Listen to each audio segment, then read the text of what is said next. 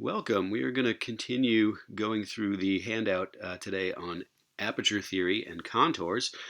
So last time we had looked through some sections of the Stereade paper, some arguments from the Stereade paper, trying to show that the representation of segments conforms to aperture theory, basically, so that things that look like prenasalized continuants are actually affricates or non-continuants at some level.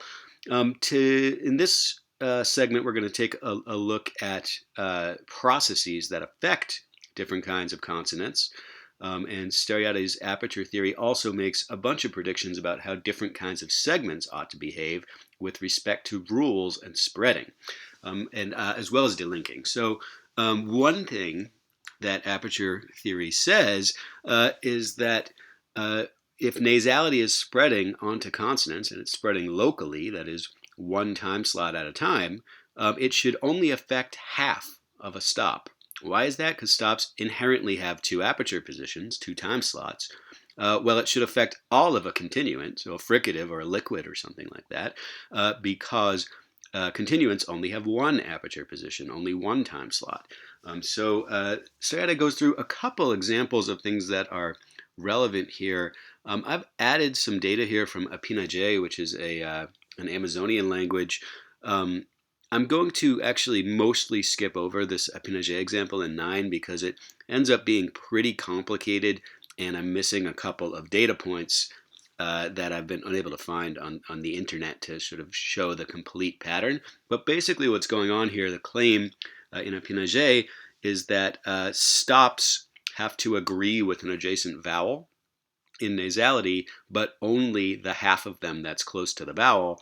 While for continuants, represented here by the tap r, all of the continuant has to agree with that adjacent vowel. I think this is clearer and easier to see in Stereade's own example with what she calls general nasalization in auca, shown here in number 10. So I'm going to go through this one instead of the Apinage data. So what's going on here? Well, Stereade writes the rule as in 10. So general nasalization takes any aperture node that has nasality associated with it underlyingly and spreads that one node to the right. And this is linked to a mora in this representation because Stereade is saying that this is basically has to be a vowel. So if there's a syllable nucleus, the moraic segment, that's going to basically be vowels in Auca that have nasal features associated with them, that nasal feature should spread to the next time slot, the next aperture position. So this is the general rule. You find that following a nasal vowel, the next consonant will need to have some nasal component. And what Stereade is showing over here is that for the voiced stops g and b, I believe this is the affricate j, not the glide, so this is non-IPA notation.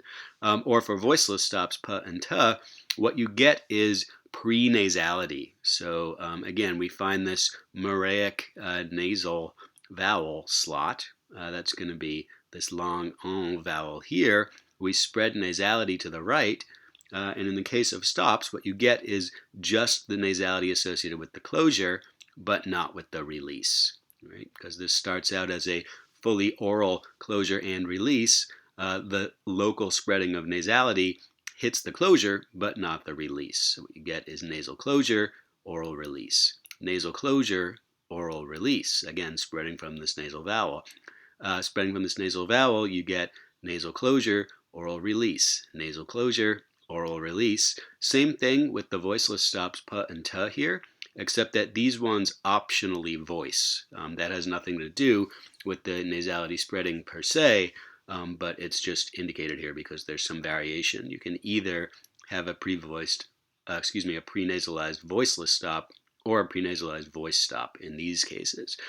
So the real question here is, well, if that's what happens with stops, what happens with continuants? And so Stereade illustrates this with the glide w, which is a continuant, just showing when you have a nasal vowel preceding it, the exact same rule applies. So if you have a moraic time slot that's plus nasal, spread the nasality onto the next aperture position.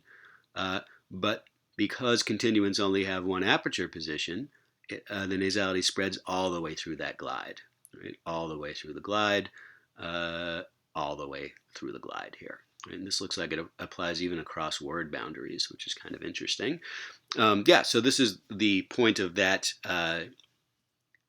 illustration in 10, is that, look, we can get one rule that's going to describe this general nasal spreading in AUCA, but that rule is only going to work if we assume that the representation of stops is different than the representation of this glide, and in particular, that stops have more time slots, more aperture positions than the glide has. If we make that assumption, then we can have one rule that explains all these different cases.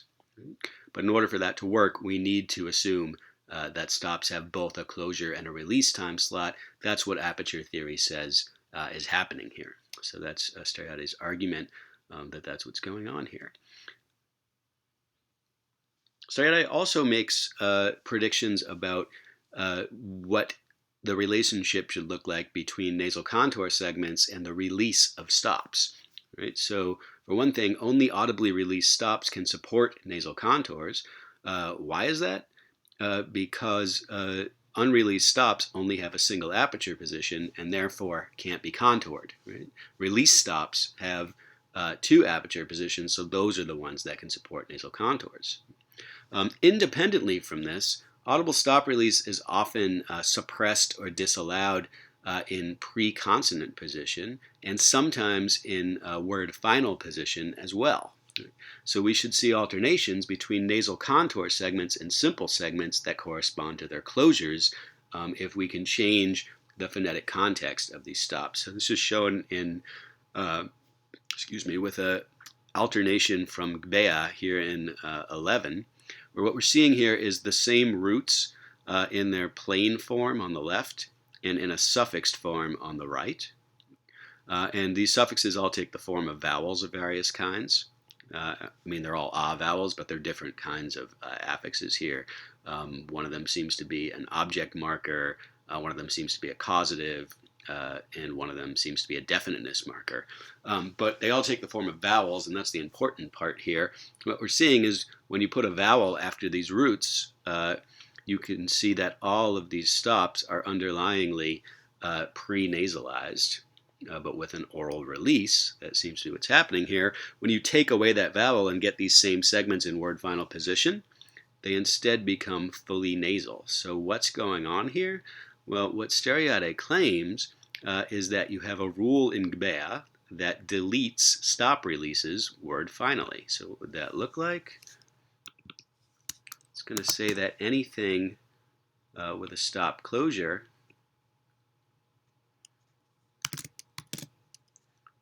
that is adjacent to the end of a word, so any kind of release following a stop closure at the end of a word, is going to be deleted.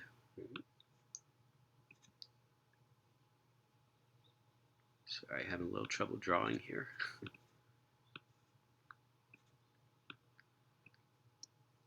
So this is what the rule is saying. If you have a stop at the end of a word, delete its release. Make its release become 0. Right?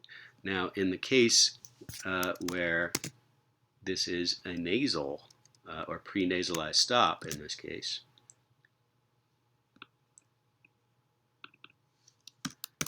by hypothesis, these segments have nasality associated with their closure, but not their release. What's going to happen here? Well, if you get rid of this release, whether it's an A max or an A fricative or whatever it is there, all you're going to have left is this nasal closure. That's going to get annotated or transcribed as a nasal stop. But when you put a vowel here, and this rule doesn't apply anymore because you don't have a word ending, then all of a sudden both of these positions are going to be pronounced, and you're going to get nasal closure, oral release. Right? So the claim is that we have this nice unified analysis of Gbea word final and non-word final consonants of this type if we assume that they're underlyingly pre-nasalized stops, but that stop release deletes at the end of a word, which is common in many languages. Steriade also notes another sort of related phonotactic restriction that's true in many languages, which is that in coda position of a syllable, that is, at the end of a word or before an obstruent consonant, you get continuance, plain nasal, and plain oral stops. So basically, all of the consonants that that aperture theory would characterize as having a single aperture slot, those are allowed in coda position.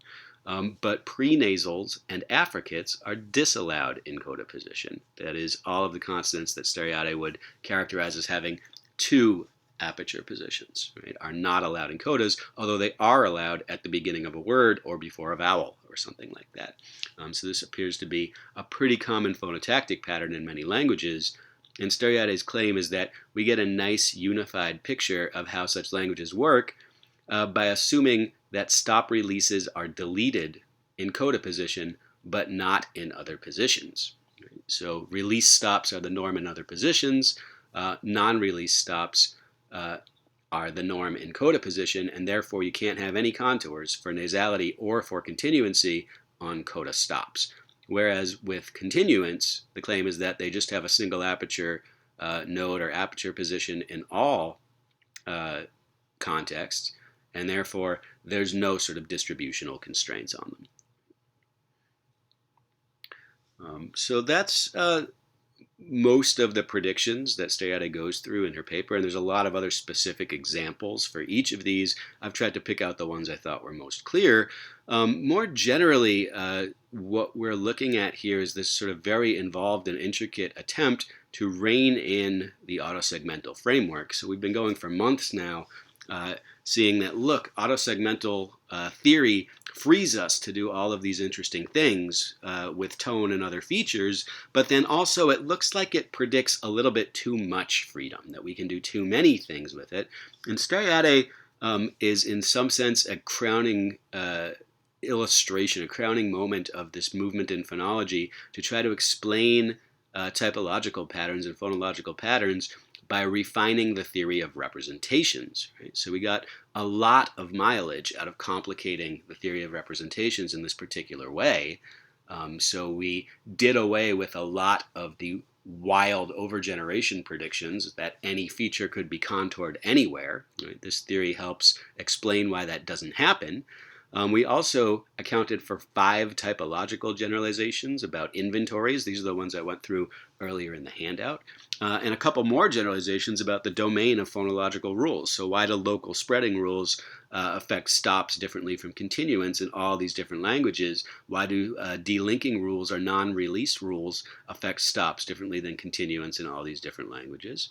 And when we also adapt this prohibition against contours internal to a time slot or internal to an aperture position, it can explain why only continuancy and nasality show contours besides tones, right? So tones do as well. But beyond that, the only clear evidence we had for contour segments were for continuancy and nasality. And the reason that we can do that is because those are features that can be separately associated with the closure and the release of a stop, which is a sort of inherently complex segment in this theory, as opposed to continuance, right, which are inherently simple segments and have only a single time slot. That said, we've gotten a lot out of adopting this aperture theory, but the theory doesn't come for free. So every time we complicate the theory of representations, we have to introduce new constraints and assumptions to avoid overgeneration. So for instance, some questions that arise immediately upon looking at the Stereote proposal. Why can't the closure portion have different place or voicing specifications from the release portion? So we can do this contour thing where we have separate features for the closure and the release for nasality or for continuancy, but why can't we do it for place, right? Why do we have mba as a complex segment, but no mk? This one would just have a closure node with labial and nasal, and this one would have a release node with dorsal and non-nasal. In order to figure out why this doesn't happen, we're going to need to introduce some kinds of additional constraints into the model to say, well, only these features can change between a closure and a release. A closure and a release need to agree for all these other features, right? So that would be basically what you'd have to say here. Maybe the stop closure and its corresponding release are just subject to a constraint that says, hey, these have to share a place of articulation or something like that.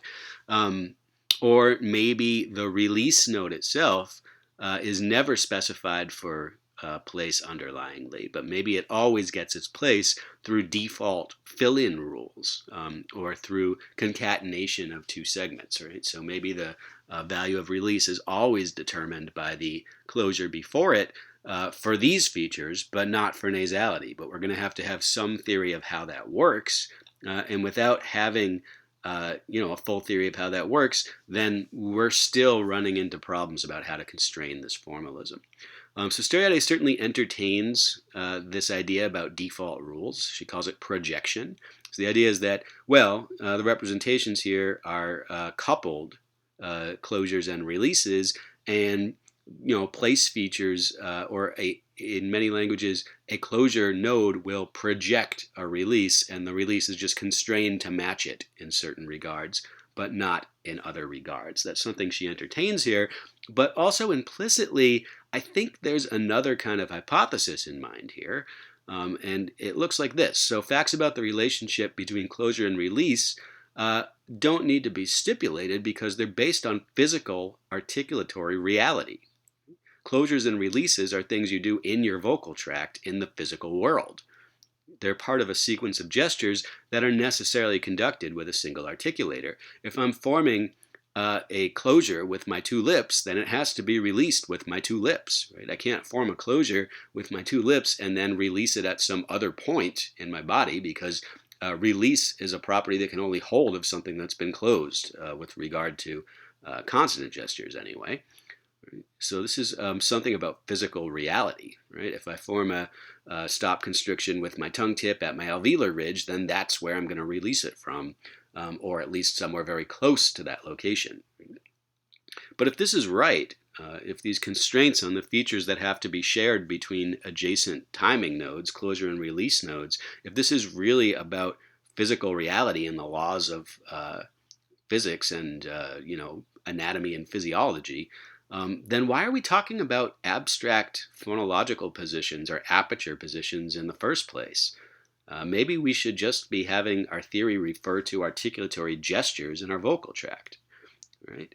That would seem to solve a lot of these problems, right? Rather than trying to rebuild the entire vocal tract in terms of abstract aperture positions and constraints on what can precede what and what kinds of contours can exist. Maybe we should just be talking about tongue tips and lips and things like that. We'll talk more about that in the coming weeks, but this is something to keep in mind more generally. This is where we're headed for the rest of the semester.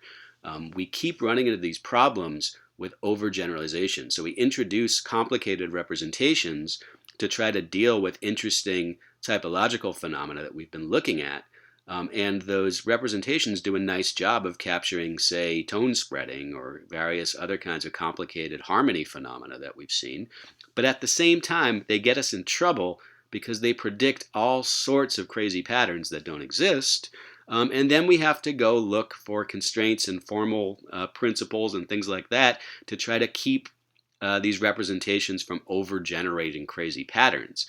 But if we could find something external to the grammar on which to base our theory of representations or our theory of rules or constraints or features or whatever, if there was something outside phonological grammar that would help explain those restrictions, then this would help solve our overgeneration problems. And so that's where we're going to head next. The next unit will be on feature geometry, which is in some ways exactly what I'm hinting at here. Thank you.